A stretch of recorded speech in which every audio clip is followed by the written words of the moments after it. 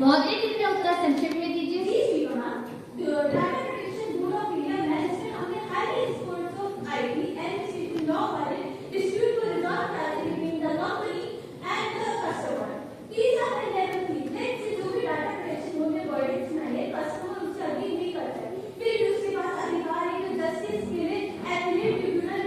Appeal कर सकता है और उस एपिलेट ट्रिब्यूनल को विदिन 6 मंथ्स के अंदर डिस्प्यूट को रिजॉल्व कराना पड़ेगा और अगर कंपनी गिल्टी पाए तो उसे पेनल्टी 10,000 से लेकर 250 करोड़ तक का पेनल्टी देना पड़ेगा depending on the seriousness of the offence. अंत में स्पीकर मैम मैं यही कहना चाहूंगी, ये सरकार ना मेरी है ना हमारे प्रधानमंत्री, ये सरकार मेरी जनता की है, ठीक रहेगी। प्रश्न number 102 ministry of defence opposition से प्रश्न पूछेंगे एमपी केशव। माननीय अध्यक्ष महोदय, मैं आपके माध्यम से रक्षा मंत्रालय से प्रश्न पूछना चाहता हूँ। जहां हमारे रक्षा मंत्री जी अपनी अग्निवीर योजना की इतनी अच्छाइयों की बातें हैं, वहीं मैं बताना चाहता हूँ कि उसी अग्निवीर योजना के तहत आप उस युवा जवान को 6 महीने की ट्रेनिंग देते हो। वही चाइना जैसे अन्य देशों में 5 साल की ट्रेनिंग मिलती है। राइफल लेके उसे दुश्मनों के आगे खड़ा कर देते हो। उस युवा जवान के दिल में भय पैदा करते हो। वह एक जवान और दूसरे जवान के दिल में तुलना करते हो। एक को पेंशन मिलेगी, एक को पेंशन नहीं मिलेगी, एक को शहीद का दर्जा दिया जाएगा और एक को नहीं दिया जाएगा। फिर अपने आप को देशभक्त कहते हो। ये कैसे देशभक्त जो अपने देश के बारे में नहीं सोच सकते? ये कैसे देशभक्त जो अपने देश के जवान के बारे में नहीं सोच सकते? माननीय अध्यक्ष महोदय, सेना के जवानों को इन्होंने अग्निवीर के चक्रव्यूह में फंसाया। जहां ये अपने आप को देशभक्त होने का दावा करते हैं, वहीं पे जब अग्निवीरों की मदद करने की बात आती है, वहीं पे जब अग्निवीरों को पेंशन देने की बात आती है, तो इनके बजट में रुपए दिखाई नहीं देता। माननीय अध्यक्ष महोदय, अग्निवीर योजना यूज एंड थ्रो मजदूर है। अग्निवीर योजना देश के लिए चला हुआ है। अग्निवीर योजना देशभक्तों के लिए चला हुआ है। वे अग्निवीर योजना जवानों के लिए चला हुआ है। हम इस चीज को नहीं चाहते। माननीय अध्यक्ष महोदय, अब मैं अपने प्रश्न को लाना चाहूंगा।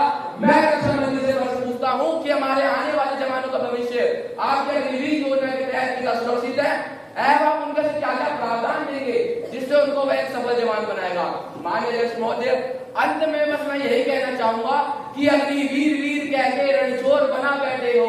अग्निवीर वीर कह के रणछोर बना बैठे हो। खून गर्म होने से पहले आप बुझा बैठे हो। हम वीरों के साथ तुमने घोर अन्याय किया है। हम वीरों के साथ तुमने घोर अन्याय किया है। 4 साल की अवधि देकर काम का न्याय किया है। मातृभूमि पर शीश नवाने को तैयार खड़े थे। मातृभूमि पर शीश नवाने को तैयार खड़े थे। हम क्या जाने तेरे खातिर हम व्यापार खड़े थे। तूने जो षड्यंत्र खेल हम सबके लिए रचा है। तूने जो षड्यंत्र खेल हम सबके लिए रचा है। अब इस भारत में कौन सा अभिमन्यु वीर बचा है? ना जाने कितनी बलि दी है पिछले कुछ उन सालों में। ना जाने कितनी बलि दी है पिछले कुछ उन सालों में। अब सहसा डरसा बैठ गया है भारत माँ के लालों में। अब सहसा डरसा बैठ गया है भारत माँ के लालों में। देश का वीर कहो हमको, देश का वीर कहो हमको, अग्निवीर नहीं कहलाना है। भारत माँ की सेवा में हमको तो बस जन्म बिताना है। हमको तो बस जन्म बिताना। धन्यवाद। सभापति महोदय, माननीय सदस्यगण, आज मैं सदन में रक्षा मंत्री के रूप में मैं आपके समक्ष उपस्थित होकर अत्यंत गौरवान्वित महसूस कर रहा हूँ। अध्यक्ष महोदय, कभी ठंड में ठुठुर कर देखना, कभी धूप में चल कर देखना, कैसे होती है वतन की हिफाजत, सरहद जमीन पे चल कर देखना। ये अल्फाज हमारे सेना के भारतीय वीर जवानों की। अध्यक्ष महोदय, भारत एक ऐसा देश है चीन और पाकिस्तान देशों के बीच घिरा हुआ है। ये दोनों देश परमाणु शक्तियों से लैस है। इतिहास में इन दोनों देशों ने भारत के साथ युद्ध लड़ चुके हैं। वर्तमान में छोटे बड़े मुद्दों को लेकर इन देशों की तनातनी बनी रहती है भारत के साथ। इसके खिलाफ हमने कुछ कदम उठाए थे और जैसा कि विपक्ष के सांसद जी बोल रहे हैं, इनके बजट में ₹1 नहीं दिखाई देता। तो मैं इनको बताना चाहूंगा, भारत ने अपनी सेना को मजबूत करने के लिए $8.5 बिलियन की मिसाइलें, तोपखाने, बंदूकें और सिस्टम इलेक्ट्रॉनिक वेपन को मंजूरी दी थी। साथ ही भारतीय नौसेना के लिए 220 से अधिक वास्तविक दूरी वाले ब्रह्मोस लेवल को मंजूरी दी थी। साथ ही रक्षा मंत्रालय ने 97 तेजस हल्के लड़ाकू विमान, 156 लड़ाकू हेलीकॉप्टर को खरीदी के साथ 84 Su-30 एयरक्राफ्ट को अपग्रेड करने के साथ और बड़े अधिग्रहण मामलों को मंजूरी दी थी। अध्यक्ष महोदय, जैसा कि विपक्ष सांसद जी बोल रहे हैं, सैनिकों के दिल में भय पैदा करते हुए तो मैं बताना चाहूंगा, हमारे सैनिकों के दिल में भय नहीं, देश और देश को सुरक्षित रखने के लिए जुनून और जज्बा बना रहता है। अध्यक्ष महोदय, जैसा विपक्ष सांसद जी बोल रहे हैं, सेना को चक्रव्यूह में फंसाया गया, तो मैं बताना चाहूंगा ये किस चक्रव्यूह की बात कर रहे हैं मुझे ये तो नहीं पता, लेकिन सदन के माध्यम से मैं आपको बताना चाहूंगा, पहला चक्रव्यूह देश का विभाजन किसकी सरकार ने कराया? दूसरा चक्रव्यूह कश्मीर को समस्या आई थी, चीनियों को भारत की भूमि सौगात में दे दो, सौगात में किसकी सरकार ने? पंजाब को अशांति बनाई, किसकी सरकार ने? खैर छोड़िए अध्यक्ष महोदय, मैं इनके प्रश्न का उत्तर देना चाहूंगा। किसी ऑपरेशन के दौरान अग्निवीरों को 48 लाख रुपए का बीमा, 44 लाख रुपए की राशि, 4 साल नशे का काम का पूर्ण वेतन और सेवानिधि दी जाती है। अध्यक्ष महोदय, अग्निवीरों के लिए 4 साल बाद रक्षा मंत्रालय की ओर से Assam regiment, Sikkim regiment, Rajput regiment, बाकी अन्य रेजिमेंट में भर्ती में प्राथमिकता देगा। बड़ी कंपनियों ने अग्निवीरों को नौकरी देने का ऐलान किया है, साथ ही अग्निवीरों को नौकरी देने का ऐलान किया है, साथ ही 4 साल के लिए अग्निवीरों के लिए ग्रेजुएशन डिग्री कोर्स दी जाएगी। इस ग्रेजुएशन डिग्री कोर्स की मान्यता देश और विदेश में होगी। अध्यक्ष महोदय, हिमाचल प्रदेश से पहला परम शिक्षक विजेता मेजर सोमनाथ शर्मा थे। कारगिल युद्ध में सबसे ज्यादा शहीद होने वाले उनमें से 2 कैप्टन विक्रम बत्रा और सूबे संजय कुमार हुए। उत्तर प्रदेश से परम शिक्षक विजेता lance Rai Krishna Chandra, flight lieutenant Rakesh Kumar Singh, lieutenant Manoj Kumar Pandey. Punjab से परम शिक्षक विजेता सूबेदार जोगिंदर सिंह, कंपनी हवलदार मेजर पीरू सिंह। मेरे कहने का ये उद्देश्य अध्यक्ष महोदय, हमारे युवा एक राज्य से नहीं देश के हर राज्य से आते हैं और हमारी सरकार उनको भर्ती में प्राथमिकता देती है और देती रहेगी। और मैं ये भी कहता हूँ लंबे समय से इंतजार था। जी हाँ, वन रैंक वन पेंशन किसी सरकार ने नहीं दी तो हमारी सरकार ने, अध्यक्ष महोदय, हमारी सरकार ने। अध्यक्ष महोदय, मैं ये भी बता सकता हूँ, अग्निवीर में 100% एम्प्लॉयमेंट की गारंटी है, 100% एम्प्लॉयमेंट की गारंटी है। अध्यक्ष महोदय, लहाजे में बेजुबानी चेहरे पर नकाब लिए फिरते हैं, लहाजे में जुबानी चेहरे पर नकाब लिए फिरते हैं, जिनके खुदे वही खाता पकड़े हमारा हिसाब लिए फिरते हैं। अध्यक्ष महोदय, सदन को आश्वस्त करना चाहता हूँ, हमारी सेना हमारी भौमिक अखंडता को सुरक्षित रखने के लिए पूरी तरह से प्रतिबद्ध है। इसके खिलाफ किसी भी प्रयास को रोकने के लिए तत्पर है हमारी भारतीय सेना। और मुझे विश्वास है ये सदन हमारी सेना साहस और वीरता का सर्व समर्थन देगा। अध्यक्ष महोदय, पूरी तरह स्वस्थ हुई ये सदन बिना किसी संशय के भारतीय सेना की समझता, शौर्य, पराक्रम और प्रतिबद्धता का अभिनंदन करेगी। अध्यक्ष महोदय, अंत में मैं कुछ पंक्ति बोलकर अपनी बात खत्म करना चाहूंगा। वतन की मोहब्बत में खुद को दबाए बैठे हैं, वतन की मोहब्बत में खुद को दबाए बैठे हैं, मरेंगे वतन के लिए शर्त मौत से लगाए बैठे हैं। सीमा नहीं बना करती कागज किसी लकीरों से, सीमा नहीं बना करती कागज किसी लकीरों से, ये घटती बढ़ती रहती है भारत माँ की शमशीरों से। सरहद पर एक फौजी अपना वादा निभा रहा है, सरहद पर एक फौजी अपना वादा निभा रहा है, वो धरती माँ की मोहब्बत को अपना कर्ज चुका रहा है। मेरे जज्बात मेरे कलम से इस कदर वाकिफ हो जाते हैं, मेरे जज्बात मेरे कलम से इस कदर वाकिफ हो जाते हैं, मैं इश्क भी लिखना चाहूँ तो इनकलाब लिख जाता है, मैं इश्क भी लिखना चाहूँ तो इनकलाब लिख जाता है। देश के लिए मर मिटना कबूल है हमें, देश के लिए मर मिटना कबूल है हमें, अखंड भारत को सपने का जुनून है हमें, अखंड भारत को सपने का जुनून है हमें। जब तक जिंदा रहूं इस मातृभूमि के लिए, जब तक जिंदा रहूं इस मातृभूमि के लिए, और जब मरूं तो तिरंगा कफन चाहिए, जब मरूं तो तिरंगा कफन चाहिए। प्रश्न number 103, ministry of external affair. Opposition से प्रश्न पूछेंगे MP Rohan.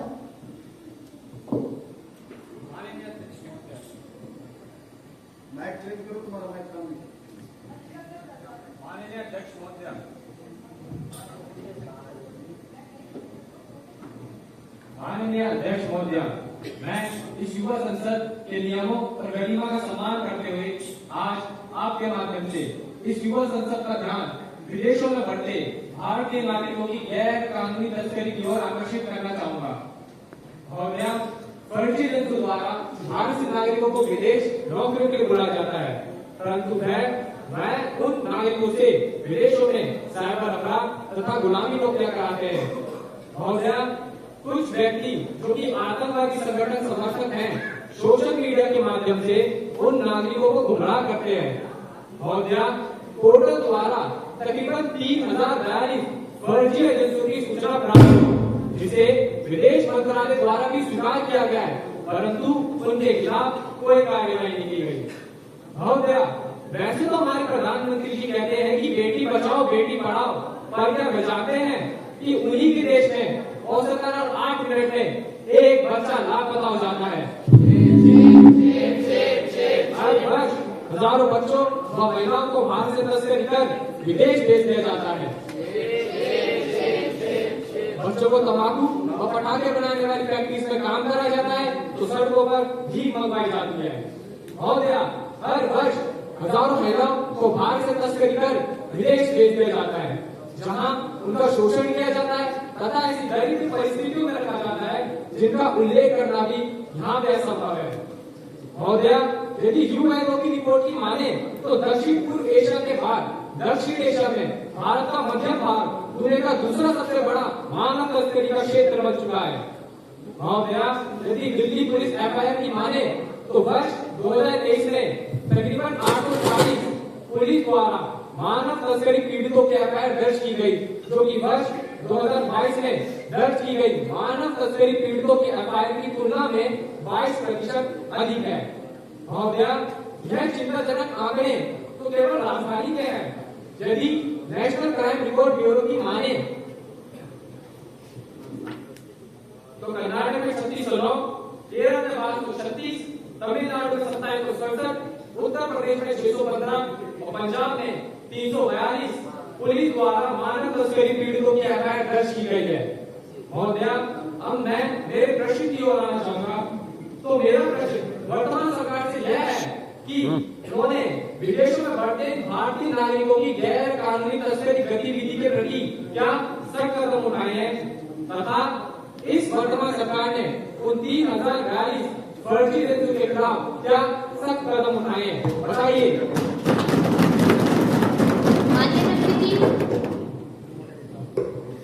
Good morning to all, respected speaker man. Thank you for giving me this opportunity to speak here. Madam Speaker, हमारे पास अब तक कई मामले आए हैं जिनमें भारतीय नागरिक विदेश में पैसों के लालच में भटकी पाए जाते हैं। दुर्भाग्यवश उनमें से कई की मृत्यु हो जाती है या उनके अंगों का व्यापार कर लिया जाता है। मैडम स्पीकर, हम इस मुद्दे को बहुत गंभीरता से लेते हैं। मैंने खुद कई बार इस मुद्दे को देश के अलग अलग विदेश मंत्री के समक्ष उठाया और जब प्रधानमंत्री जी विदेश में थे तो उन्होंने इसे व्यक्तिगत रूप से अलग अलग राष्ट्रीय अध्यक्ष के समक्ष उठाया और उन्हें यह आश्वासन मिला है कि इस प्रकार के केसेस पर विशेष ध्यान दिया जाएगा। लगता है माननीय सदस्य आजकल की ताज़ा खबरों से वंचित हैं, तो शायद अब ये सूचना इन्हें मेरे द्वारा प्राप्त हो गई होगी। मैडम स्पीकर, मैं आपके माध्यम से माननीय सदस्य को बताना चाहती हूँ कि फर्जी एजेंट्स युवाओं को गुमराह करती हैं और फर्जी पासपोर्ट प्राप्त कराती है, जिसकी सूचना भारतीय सरकार तक विलंब से पहुँचती है। मैडम स्पीकर, माननीय सदस्य का एक प्रश्न यह भी है कि इन 3042 फर्जी एजेंट्स के खिलाफ क्या कार्रवाई की गई। मैडम स्पीकर, मैं माननीय सांसद को सूचित करना चाहती हूँ कि इन 3042 व्यक्तियों और संस्थाओं के विरुद्ध आपराधिक मामले दर्ज किए गए हैं। उन्होंने उन लोगों की जांच की है जो विदेश से लौटे हैं। उनमें से कुछ मानव तस्करी के विरुद्ध प्राप्त सबूत हैं, जिसकी पहचान हम जानते हैं। जांच के दौरान उन लोगों को गिरफ्तार कर लिया गया है। वे सभी लोग न्यायिक हिरासत में हैं। मैडम स्पीकर, ये एक ऐसा मुद्दा है जिसके लिए हमें बहुत सतर्क रहना होगा, बहुत कठोर से कठोर कार्रवाई करनी होगी। मैडम स्पीकर, मैं आपको यह आश्वासन देती हूँ कि जल्द से जल्द इन सभी फर्जी एजेंट्स को गिरफ्तार कर लिया जाएगा तथा सभी भारतीय नागरिकों को विदेशों से बुलाने का प्रयास किया जाएगा। धन्यवाद मैडम स्पीकर। प्रश्न number 104 ministry of finance. Opposition से प्रश्न पूछेंगे एमपी विनीत। आज मैं अपोजिशन की तरफ से कुछ सवाल पूछना चाहता हूँ। यह सवाल फाइनेंस मिनिस्टर जी से है कि जब हम लोग इकोनॉमिक ग्रोथ और सोशल इक्विटी की बात करते हैं तो इनकी सरकार टैक्स पॉलिसी सेट करते समय इन बातों का ध्यान रखती है ताकि फेयरनेस बनी रहे और ग्रोथ भी हो सके। स्पेसिफिकली आप प्रोग्रेसिव टैक्सेशन की नीड को, इन्वेस्टमेंट एंड बिजनेस एक्सपेंशन को इंक्रीज करने के साथ कैसे बैलेंस करते हैं? माननीय अध्यक्ष महोदय, हमारे देश में प्रोग्रेसिव टैक्स सिस्टम लागू है जिसके तहत आय ग्रुप पर आय टैक्स लगाए जाते हैं।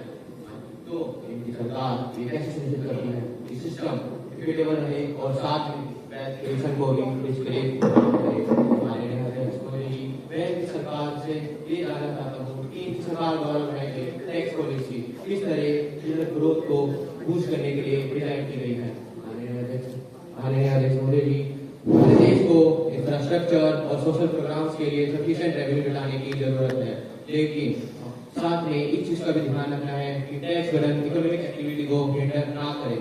तो इन कंफ्लिक्ट प्रायोरिटीज के बीच इनकी सरकार बैलेंस कैसे मेंटेन करती है?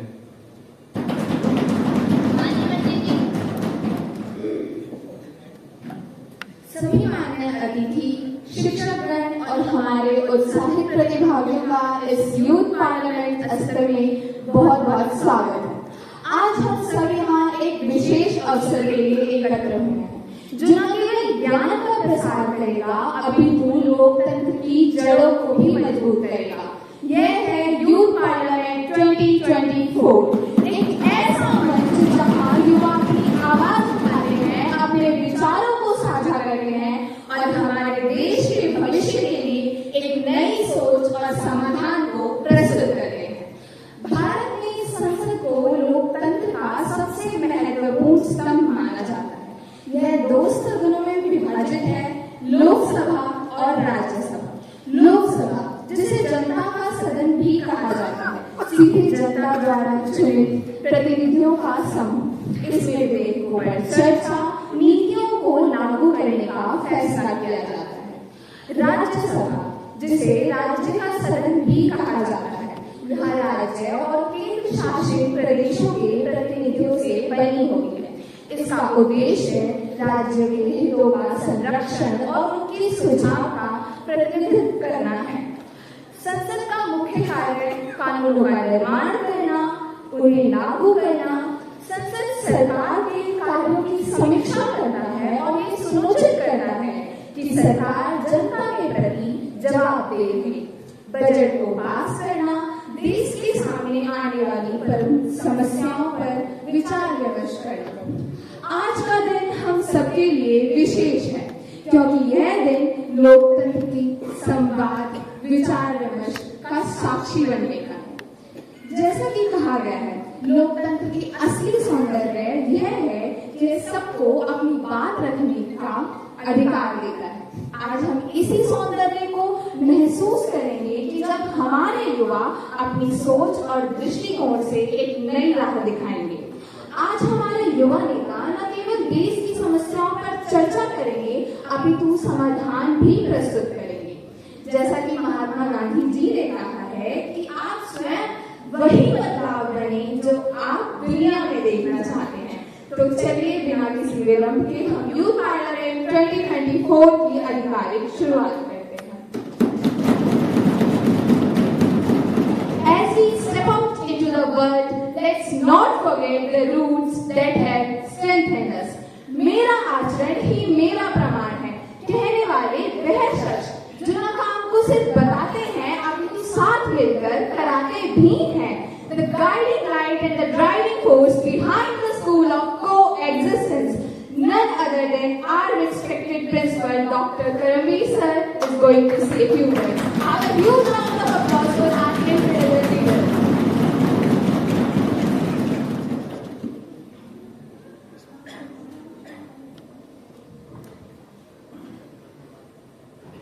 माननीय स्पीकर महोदय, आपकी अनुमति है जी।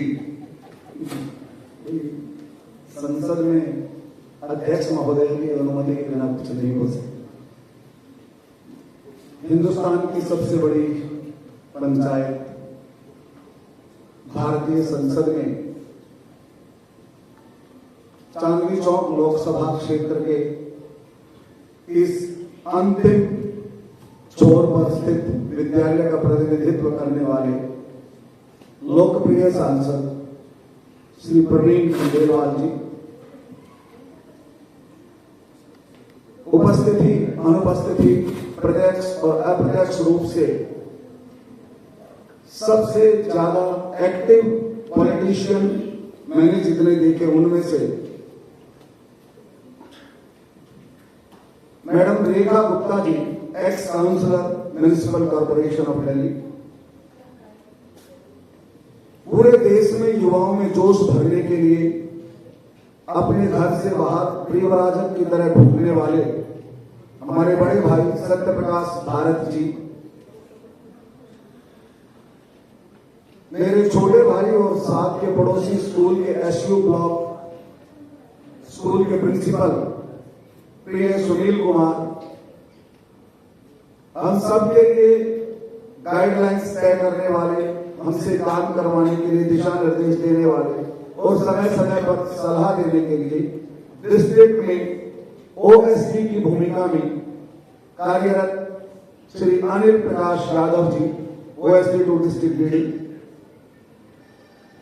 और देश के भविष्य, उज्जवल भविष्य भावी सांसद महोदय जी,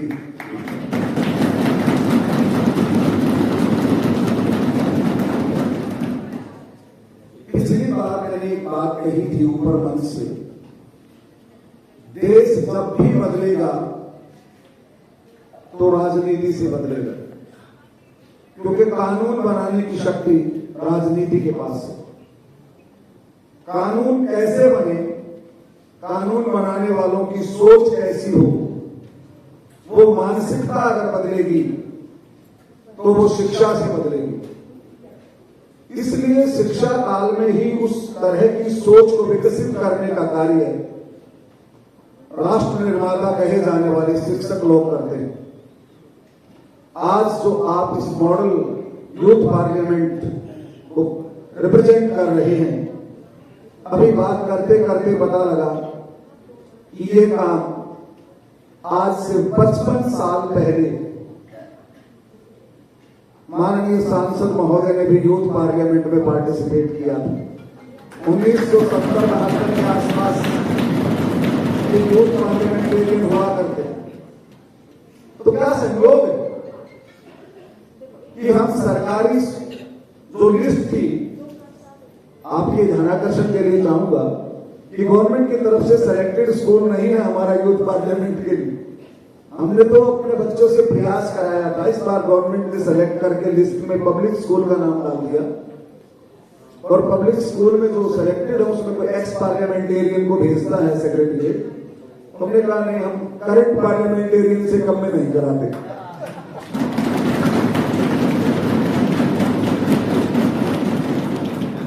इन बच्चों ने पिछले 2-2.5 महीने से बहुत मेहनत की है।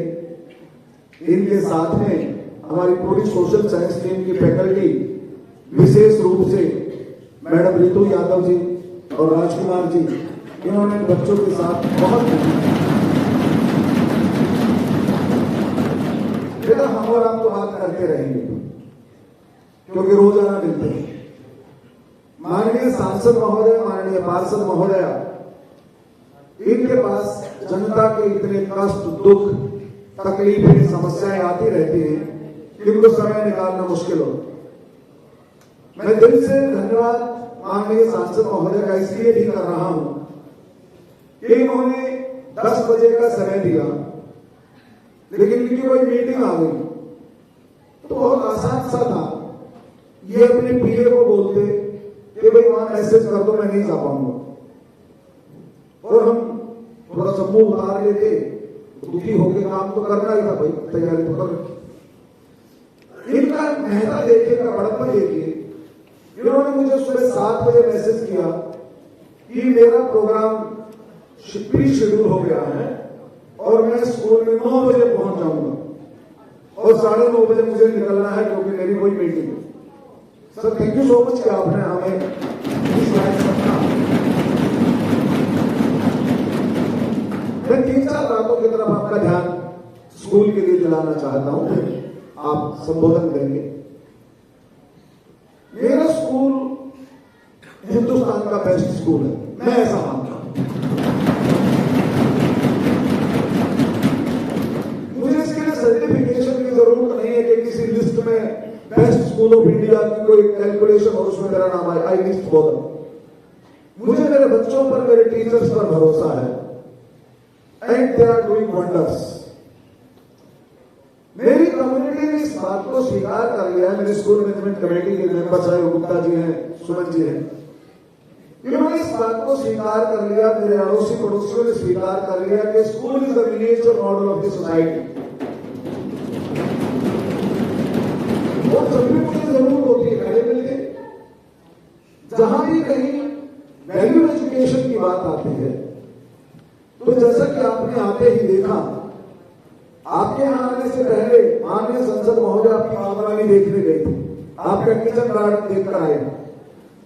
तो हम ये मानते हैं कि बच्चों को शिक्षा के लेवल पर 3 चीजें करानी बहुत जरूरी है। एक विद्याभ्यास, जो नॉर्मल रूटीन में सीआरटी ने हमें दे रखा है, उसमें जो एकेडमिक्स में जिसकी जैसी परफॉर्मेंस होगी, मेहनत करेंगे, नंबर आएंगे, सरकारी नौकरी की लाइन में लगेंगे, मिल जाएगी, या अपना कुछ स्टार्ट कर ले। दूसरा व्यवहाराभ्यास, जो सबसे ज्यादा इंपॉर्टेंट है। 99% नंबर लेकर अगर बच्चा अपने पिताजी से बात नहीं करता, तो मेरे लिए वो 0% नंबर नहीं के बराबर है। अगर बच्चा आईआईटी में सेलेक्ट हो गया लेकिन नशे में चला गया, तो मेरे लिए वो 0 है। तो मेरा फोकस उस एकेडमिक्स पर बहुत ज्यादा नहीं है, लेकिन इसका मतलब ये नहीं है कि हम रिजल्ट में सबसे पीछे रह जाए। इंटरपर्सनल रिलेशनशिप के लिए हमारा स्कूल सर काम करता है पेरेंट्स पर। आप पहली बार सुनेंगे तब जिंदगी की बात पेरेंट्स के साथ। इस विद्यालय में रोजाना सुबह 1 घंटा होती है। सुबह 1 घंटा डेली 100 पेरेंट्स को बुलाते हैं और उनके साथ जिंदगी की बात पेरेंट्स के साथ करते हैं। जैसे अभी हमने पिछले दिनों खत्म किया, 1 तारीख से दोबारा शुरू करेंगे। तो क्लास वाइज 2-3 सेक्शन को बुलाते हैं, उसमें से लगभग 70% के आसपास अटेंडेंस होती है और पेरेंट्स बहुत अच्छा कोऑपरेट करते हैं। उसमें भी ये बात करते हैं कि पढ़ना क्यों है, बच्चों के साथ कैसे रहना, क्यों रहना। नहीं तो आजकल ये तो बड़े अखबार में पढ़े रहे कि बच्चे ने अमेरिका से वीडियो कॉल पर दी अंतिम विदाई और कोरियर से मंगवाई अस्थियां। इस काम के लिए थोड़ा ही पढ़ा रहे हैं बच्चों। अपनों के साथ अपने न जिएंगे तो फिर क्या ही जीना। दूसरा मेरे विद्यालय की विशेष भूमिका यह है कि हम स्पोर्ट्स में, हम एकेडमिक्स में, होलिस्टिक एजुकेशन में हम किसी से पीछे नहीं और हम किसी के कंपटीशन में नहीं, हम कंपटीशन में पार्टिसिपेट नहीं करते। पिछले दिन एक कॉल आई थी मेरे पास कि सर होलिस्टिक एजुकेशन के नाम पर आपके स्कूल में बहुत कुछ काम हो रहा, क्या हो रहा, हमने बता दिया। तो कोई ऑर्गेनाइजेशन थी, उन्होंने हमें बेस्ट अवार्ड दिया पूरे हिंदुस्तान में गवर्नमेंट स्कूल्स में, बेस्ट होलिस्टिक एजुकेशन का अवार्ड हमें दिया।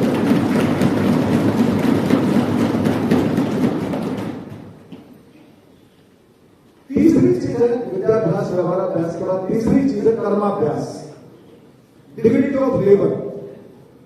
बहुत सारे साथी ऐसा बोलते हैं, कंप्लेंट हो जाएगी, बच्चों से झाड़ू क्यों लगवा रहे हो, बच्चों से काम क्यों करा रहे हो।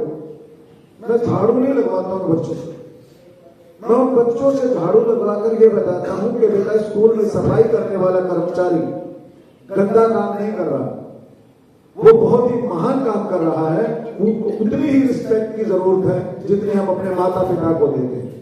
तो डिग्निटी ऑफ लेबर, बच्चा जन्म से समझ जाता है क्योंकि उसके घर वाले जितने भी यूपी, बिहार, हरियाणा, राजस्थान, मध्य प्रदेश से आए हैं, वो ये छोड़कर आए कि खेती में कुछ नहीं रखा, खेती से बर्बाद हो जाएंगे, मिट्टी में मिट्टी हो जाओगे। तो बच्चे ने किसान की डिसरिस्पेक्ट शुरू कर दी। हमारे बच्चे खुद खेती करते हैं, अपनी फसल उगाते हैं।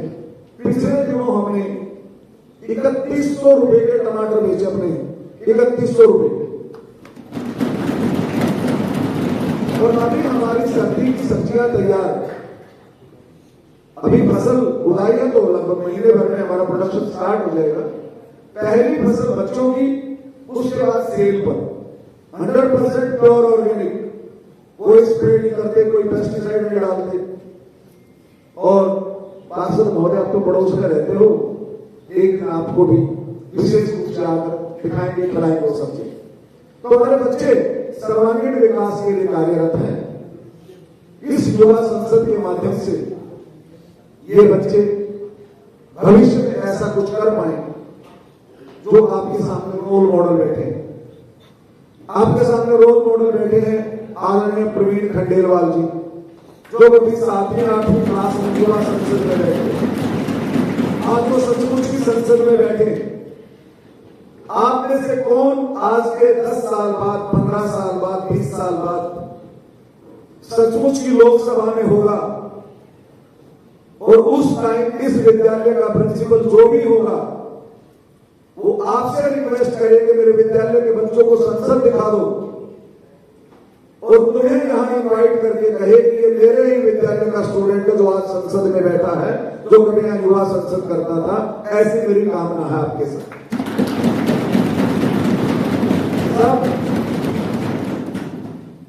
आपके साथ बहुत अच्छा लगता, आप और जितना ज्यादा समय हमें दे पाते, पर इससे पहले कि हम आपको उद्बोधन के लिए आमंत्रित करें, मैं परंपरा का निर्वाह करते हुए आपको विद्यालय की तरफ से एक छोटी सी प्लांटर देकर एक सर आपकी जानकारी के लिए एक बात और बताना चाहता हूं। हमारे विद्यालय का नाम स्कूल ऑफ को एग्जिस्टेंस रखा है। स्कूल ऑफ को एग्जिस्टेंस का मतलब है कि I exist because you people exist, I exist because nature exist. उसके लिए हम स्कूल ऑफ को एग्जिस्टेंस में काम करते हैं। तो प्लीज आई सर।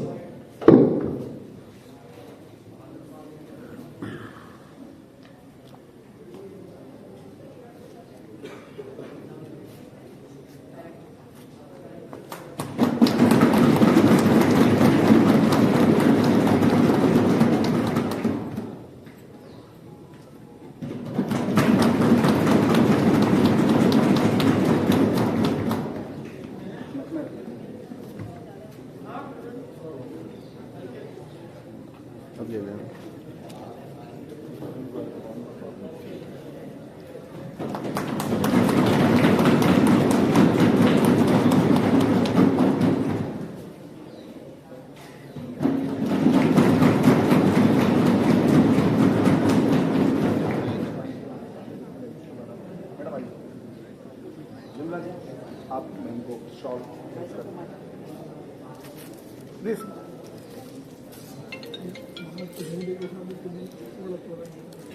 जी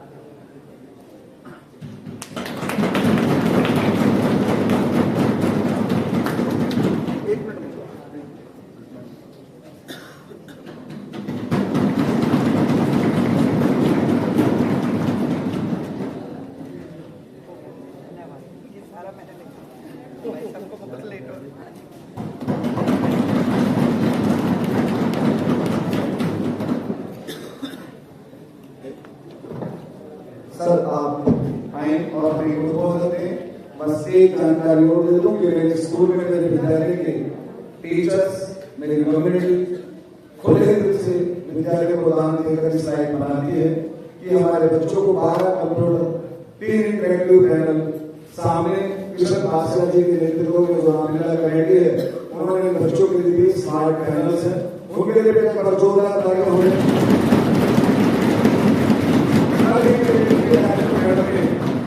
कल ही मैडम ने कम से कम 50 किताबें और ऐसी लगभग हमारे पास 4000 किताबें दान में हमें लोगों से मिली हैं। उन सब के लिए भी बहुत बहुत आभार। आप हमें संदेश दें, आप हमें मार्गदर्शन दें प्लीज।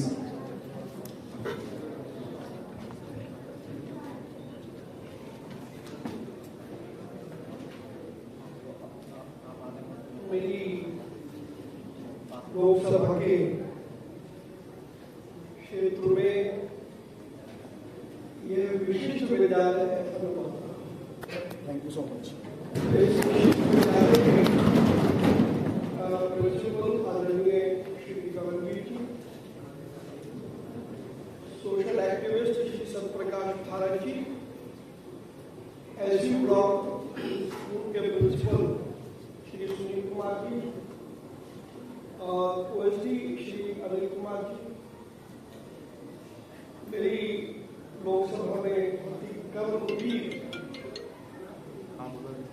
पार्षद श्रीमती रेखा गुप्ता जी, दिल्ली के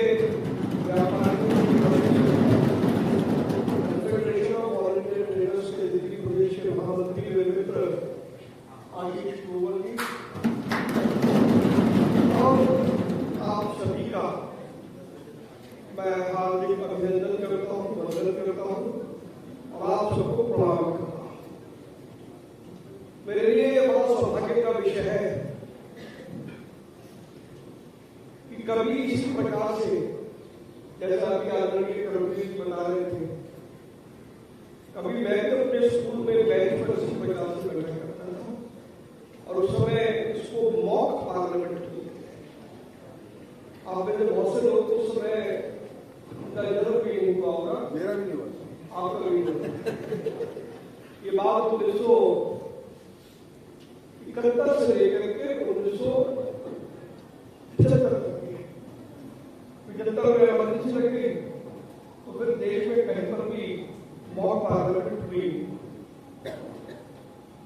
और उस समय विपक्ष के नेता देश के पूर्व प्रधानमंत्री आदरणीय श्री अटल बिहारी वाजपेयी थे।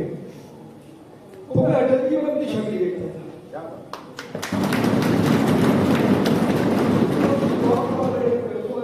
आदरणीय इंदिरा जी देश की प्रधानमंत्री थी, तो ऐसी ही सामने वाली bank of leader of opposition पर मैं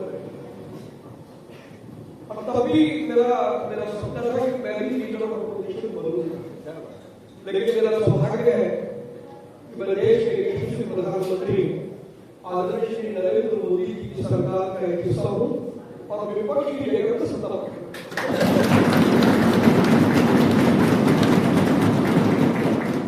और आप यकीन माने,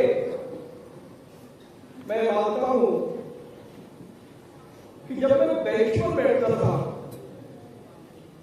एक सांसद के तौर पर, तो बेंच पर जब हम बैठते हैं तो बेंच का आकर्षण इतना होता है कि वो आपको ये कहते हैं कि आपको आगे चल करके सांसद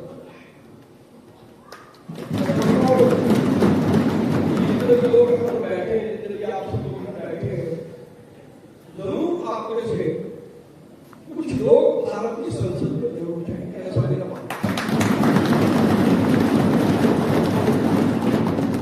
इस प्रकार के जो मॉक पार्लियामेंट है या यूथ पार्लियामेंट है, अगर इस तरीके के आयोजन होते हैं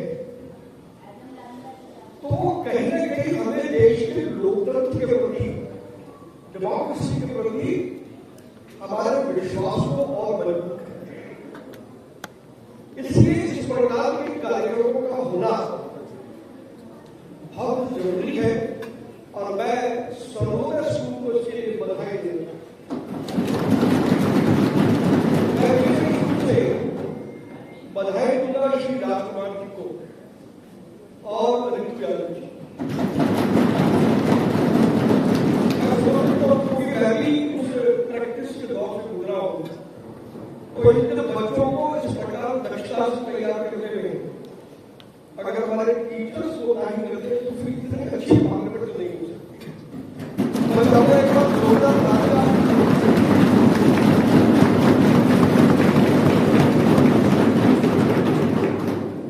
और आपके लिए तो अच्छा है क्योंकि सत्ता पक्ष विपक्ष दोनों आपकी ताली बजा रहे, संसद में ऐसा होता है। संसद में विपक्ष वाले विपक्षी ने बजाते और सत्ता पक्ष वाले सत्ता पक्ष ने बजाते। तो मैं आपको इसे बधाई देता हूं कि बहुत अच्छी आपने प्रिपरेशन की है और कुछ कमियां हैं, लेकिन कमी जल्दी सब दिखाई देती है जब इस प्रकार का प्रयास होता है।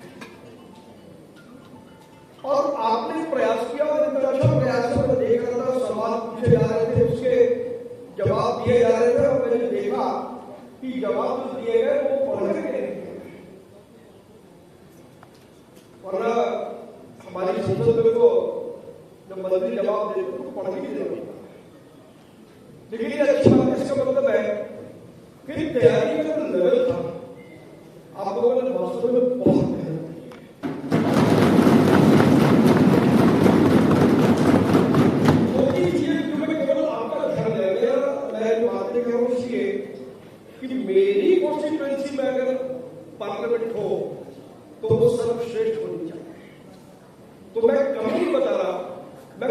वैसे ही करके बता रहा हूँ तो हमारे संसद में होती है। अगर हम उसका भी रेप्लिका कर लेंगे तो आपका ये प्रयास और अच्छा। जैसे जब हम सवाल पूछते हैं तो सवाल कभी मैंने देखा कि सवाल पूछा तो सवाल में भाषण ऐसा नहीं, पहले सवाल पूछा जाएगा, मंत्री उसका एक स्पष्ट संक्षिप्त जवाब देगा, उसके बाद जो सवाल पूछता है उसको सप्लीमेंट्री क्वेश्चन पूछने का अधिकार, सप्लीमेंट्री में वो अपना भाषण दे सकता है। फिर मंत्री को मौका मिलता है कि वो अपना जवाब उसको दे सकता है। तो ये जो है, अगर इस तरीके का फॉर्मेट बनेगा तो मैं समझता हूँ कि वो वास्तव में दिखाई देगा कि संसद का प्रतिरूप यहाँ पर दिखाई देगा। मैं फिर कह रहा हूँ ये कमी नहीं है बिल्कुल, लेकिन मेरी ऑब्जर्वेशन है जो एक सांसद के तौर पर मेरा कर्तव्य है, मेरा धर्म है कि मैं आपको बता दूं, तो कहीं ना कहीं उसका जरूर ध्यान देना चाहिए। एक तो हमारे आदरणीय प्रधानमंत्री जी बैठे हैं, हमारे आदरणीय प्रधानमंत्री की पहली सीट के बाद तो ये दूसरी सीट के बाद, तो ये अगर पहली सीट का मालिक हो जाए तो अच्छा, और विपक्ष में पहली सीट का मालिक वो डिप्टी स्पीकर होता है। ये बहुत छोटी छोटी बातें हैं, अब इसका ध्यान रखें। तो मुझे लगता है कि मेरा बड़ा इंटरेस्ट का विषय है। अगली बार जब आप करें तो मैं चाहूंगा कि आप मुझे उसमें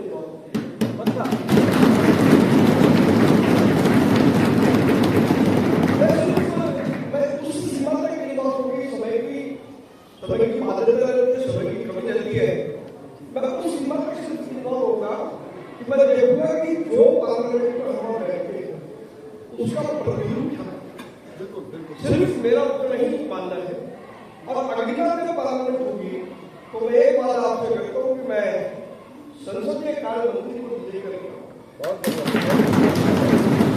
ताकि तो लगे कि मेरी लोकसभा में मुझे पता बाकी की लोकसभा में हो रहा है नहीं हो रहा है, क्योंकि मेरे किसी बाकी पिछले सांसदों ने ऐसा मुझसे नहीं किया, लेकिन मैं मेरी लोकसभा में आपने एक प्रयास किया, इससे मेरा मस्तक गौरव से ऊंचा।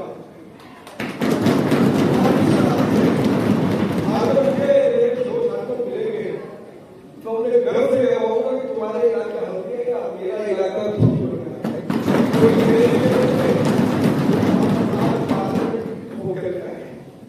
ये प्रयास वास्तव में बहुत अच्छा है और मैं आप लोगों से भी निवेदन करूंगा इसको उतना हल्के से रखिए। और अगर आपने इसमें अपनी मन और आत्मा को जोड़ दिया तो मैं आप में से अनेक लोगों में देश के भविष्य सांसद का प्रतिरूप देख रहा हूं, ऐसा मेरा मानना है।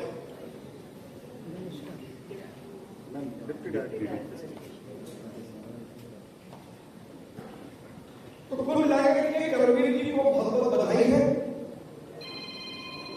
इसलिए कि वो मल्टीपल व्यक्ति है, न केवल वो शिक्षा प्रदान कर रहे हैं बल्कि वो संस्कार भी दे रहे हैं। मैंने भी देखा है बताया जिसमें अभिभावकों के साथ बातचीत होती है, और अभी जब हम वो बागवानी लेकर जा रहे थे तो उन्होंने एक शब्द कहा लेबर की डिग्निटी। तो जो व्यक्ति इतनी गहराई तक की बातों को सोच सकता है, मैं मानता हूं कि आज विद्यालय जहां पर भी है उसमें आदरणीय करमवीर जी की विजन, उनकी सोच और उनका काम करने का जज्बा ये बेहद कहा शायद 22 मैंने कहा 22 को दिल्ली में नहीं हूँ, 26 बताएंगी तो मैं 26 को दिल्ली में नहीं, मुझे एक मीटिंग के सिलसिले में गोवा जाना, तो मैंने उन्हें कहा कि मैं गोवा जा रहा हूँ, मैंने आज नहीं होगा, लेकिन वो मुझे छोड़ने वाले नहीं थे। उन्होंने कहा तो आप वो तारीख बता दो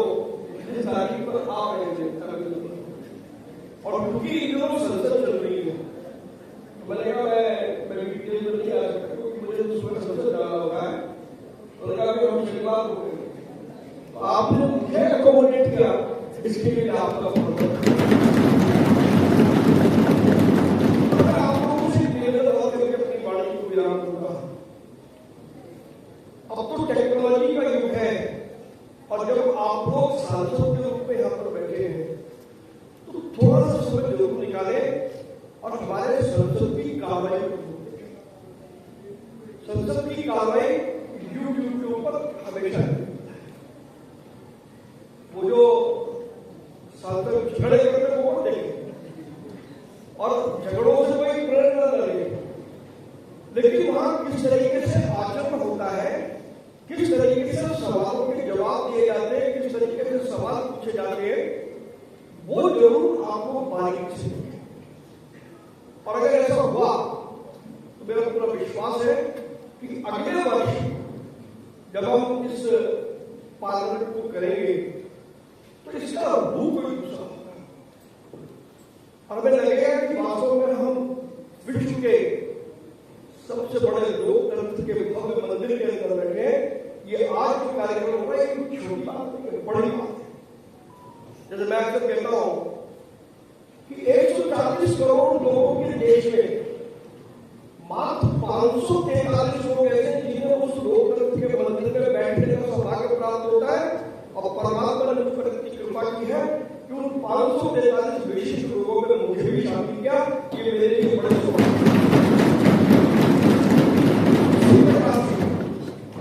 बेशक ये वॉक पार्लियामेंट है, लेकिन ये मिनी पार्लियामेंट है, यहां पर भी आपको बैठने का मौका मिला, उसके लिए आप सब लोग बड़े सौभाग्यवान हैं। यहां से हम कुछ सीख लेकर के जाए, जैसे जब मैं 1972 से लेकर के 75 तक आपकी तरीके से बेंच पर बैठता था, तो वहां से मुझे लगा कि मुझे भी एलपी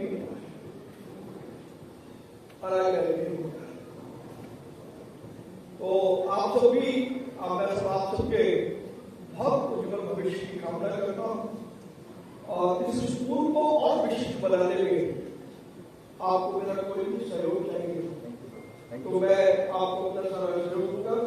मेरा निवेदन हमारी बहन रेखा उत्तरी से है कि रेखा जी, हमने देखा बहुत सारा काम करती है, रोज सुबह शाम कोई न कोई प्रोजेक्ट करती है, तो आप विशेष रूप से इस स्कूल को लगाओ।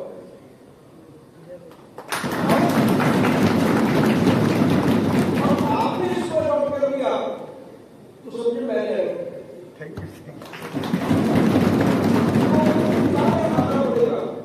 मैं जरूर आऊंगा।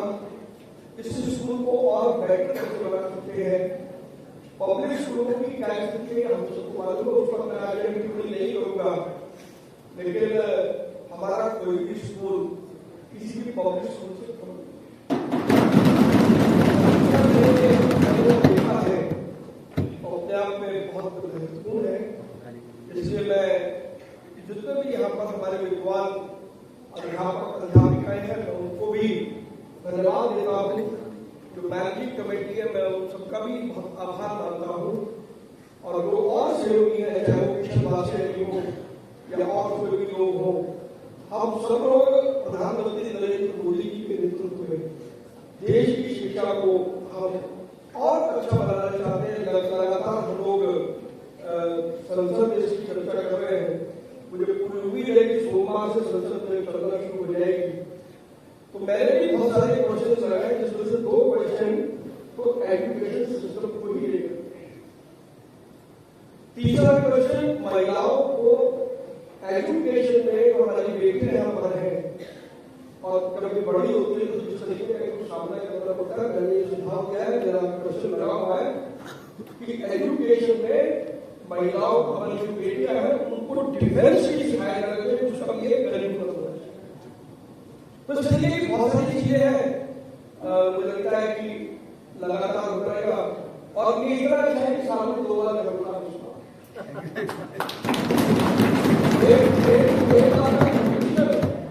अरे वैसे ही अपने बच्चों को लगे कि हकीकत से लोकतंत्र का महत्वपूर्ण हिस्सा है। तो आपने मुझे बुलाया, उसके लिए मैं आपका बहुत आभार मानता हूँ।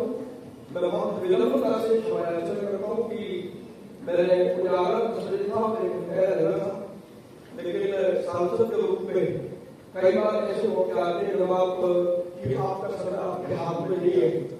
तो आज भी सुबह मुझे पार्लियामेंट पहुंचना है 10 बजे, एक बहुत अर्जेंट मीटिंग है, इसलिए मैंने समय को शुरू किया।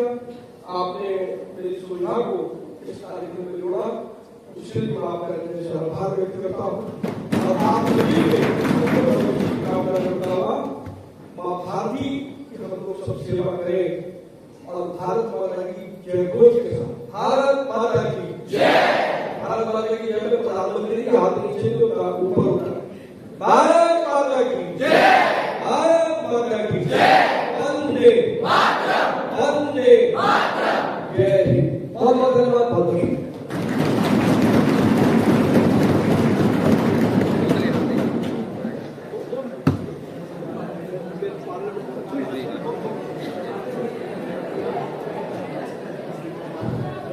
माननीय सांसद महोदय का बहुत बहुत धन्यवाद। और हमारे लिए सौभाग्य की बात यह है कि हम सबके मार्गदर्शक इस डिस्ट्रिक्ट के government aided, private, unaided, aided सभी स्कूलों को मार्गदर्शन देने के लिए तत्पर, कुशल और कुशल बुद्धि के साथ काम करते हुए हमारी मार्गदर्शिका deputy director district madam doctor बारिश विजयानंद जी हमारे बीच आई। मैं आपका बहुत बहुत स्वागत है। और क्योंकि माननीय सांसद महोदय जल्दी में है तो मैं आपसे निवेदन करूंगा कि आप आए हुए अतिथि का एक बार धन्यवाद करें। आप प्लीज एड्रेस करें, डिप्टी डायरेक्टर प्लीज।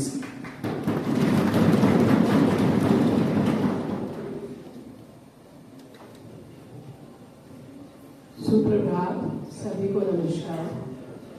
हमारे माननीय आज के इस प्रोग्राम के मुख्य केंद्र बिंदु हमारे लिए जनरल सर, उनका मैं हार्दिक आभार प्रकट करूंगी कि वो सुबह सुबह का समय निकालकर हमारे बच्चों को अपना आशीर्वचन देने के लिए, आशीर्वाद देने के लिए यहाँ प्रस्तुत हुए। मैं उसके साथ ही रेखा गुप्ता जी विद्यालय के प्रिंसिपल, उनके साथ हमारे एक और अतिथि बैठे हैं, उनका नाम अभी मुझे मालूम नहीं है, लेकिन मैं उनका भी हार्दिक अभिनंदन करती हूँ कि हमारे इस तरह के प्रोग्राम में वो आए और देश के भविष्य के अच्छे नेता बनाने के लिए और उन्हें अच्छे गुण सिखाने के लिए, अच्छे गुण देने के लिए हमारे बीच पधारे हैं। हमारे बच्चे जो ये अच्छी अच्छी पोशाकें, prime minister, commerce minister, foreign ministers बैठे हैं, तो मुझे लगता है कि अवश्य ही हमारे ये बच्चे जो सामने बैठे हैं भविष्य में एक अच्छे नेता बनेंगे, देश की सेवा करेंगे, जिन्हें हमारे चंदौलिया सर जैसा अच्छा मार्गदर्शन मिला है। मैं चाहती हूँ सर, जल्दबाजी में हुआ प्रोग्राम, मैं लेट इसलिए हो गई, उसके लिए क्षमा प्रार्थी हूँ कि प्रोग्राम जल्दी हुआ, मेरे पास सूचना थोड़ी लेट पहुंची, फोन लेट देखा, तो भविष्य में इस तरह की गुस्ताखियां और नादानियां हमारे से होंगी नहीं, मैं क्षमा प्रार्थी हूँ। और आपको यहाँ आने के लिए हार्दिक धन्यवाद देती हूँ कि अपनी इतनी कीमती और मूल्यवान समय में हमारे बच्चों के लिए आप आए, समय निकाला और भविष्य में भी निकालते रहेंगे। साथ ही मैं इस चीज के लिए हार्दिक धन्यवाद देती हूँ, आभारी हूँ कि आपने हमारे स्कूल को अडॉप्ट करने के लिए रेखा गुप्ता मैडम को चुना और कहा कि मैंने ही इस स्कूल अडॉप्ट कर लिया है, तो अवश्य ही हमारा स्कूल नई ऊंचाइयों को छुएगा। मेरे प्रिंसिपल बहुत अच्छे हैं, बहुमुखी प्रतिभा के धनी है, अवश्य इस स्कूल को ऊंचाइयों तक ले जाएंगे। और सर, आपका आशीर्वाद हमारे मेरे डिस्ट्रिक्ट पर, मेरे बच्चों पर, मेरे टीचर्स पर, प्रिंसिपल पर, सब पर बना रहेगा, ऐसा मेरा मानना है। Thank you.